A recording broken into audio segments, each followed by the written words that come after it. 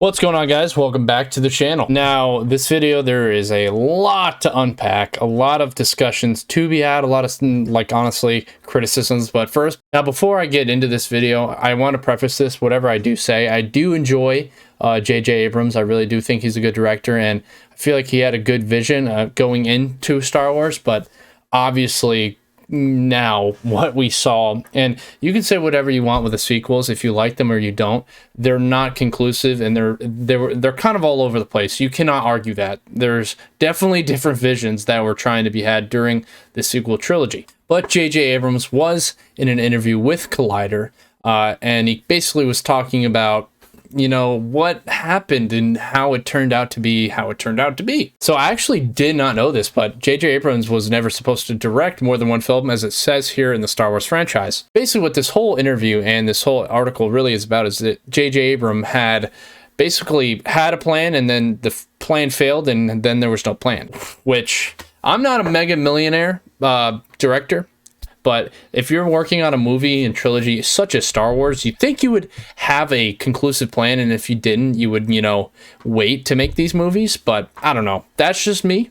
But we'll see what he had to say. And he said, I've been involved in a number of projects that have been, in most cases, serious, but have ideas at the beginning of the thing where you feel like you know where it's going to go, and sometimes the actors who come in, other times in a relationship that as written doesn't quite work, and things that you think are going to just be so well received just crash and burn, and other things you think like, oh, that's a small moment, or that's one episode character, suddenly become a hugely important part of the story. I feel like that's what I've learned a lesson a few times now. It's something especially pandemic year, blah, blah, blah.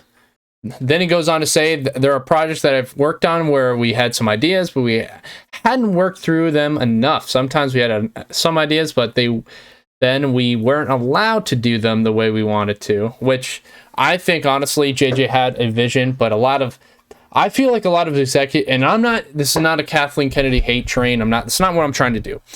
But I do feel like she made a lot of decisions here, and with that affected JJ's decisions, and maybe it wasn't her, but someone above him made decisions to where it affected the overall decision making and like the plan, basically, because there was no plan.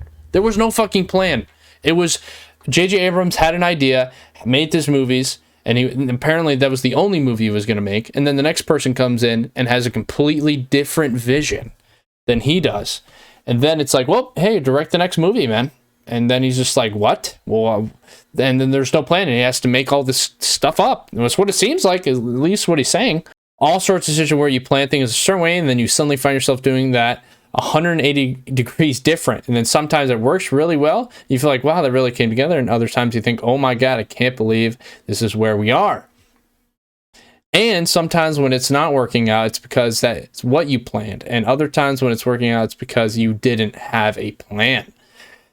Well, I think it is safe to say that there was no plan after The Force Awakens. Or at least there may have been a conclusive plan that JJ had worked up that he, you know, kind of gave up to whoever, Kathleen Kennedy or whatever, to use. And then they threw it out and did The Last Jedi, and then they made him do they hired him to do the next movie, and then that's what we got for The Rise of Skywalker. It's what it seems like, at least it's what he's saying. I don't know, maybe I'm interpreting it differently. You just never really know, but having a plan, I have learned, in some cases, the hard way is the most critical thing, because otherwise which, to me, JJ, no offense. This is no offense to you. Again, I'll reiterate, I do like you. No offense, but you sound like an idiot.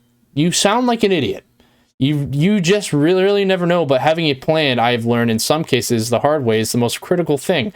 How do you fucking make him? I don't know. I'm not a movie guy. I'm not a successful one. I haven't made any films, short films. But you gotta have a plan.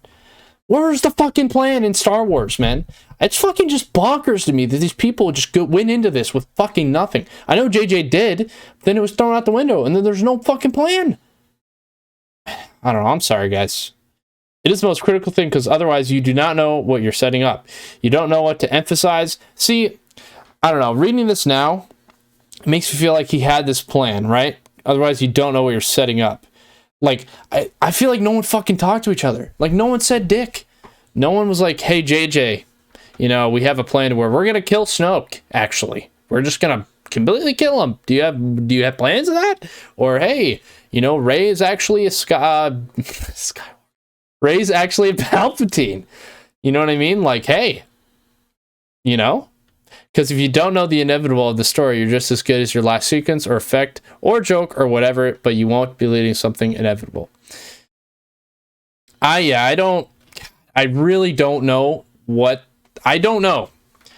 I really, this pisses me off. So basically this video right here is basically everything I just read. He basically just goes and says fucking everything.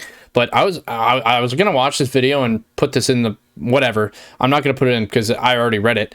But this fucking headline, or this quote by him, I don't think that there's nothing more important than knowing where you're going.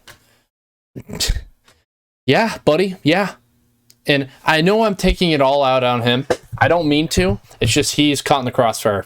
I'm sorry. He just is. I love you, JJ. I really do. But this shit pisses me off. Pisses me off. So, yeah, if you enjoyed this video, make sure to subscribe. And I'll be reacting to The Bad Batch and covering all things Star Wars. So, I'll see you guys next time.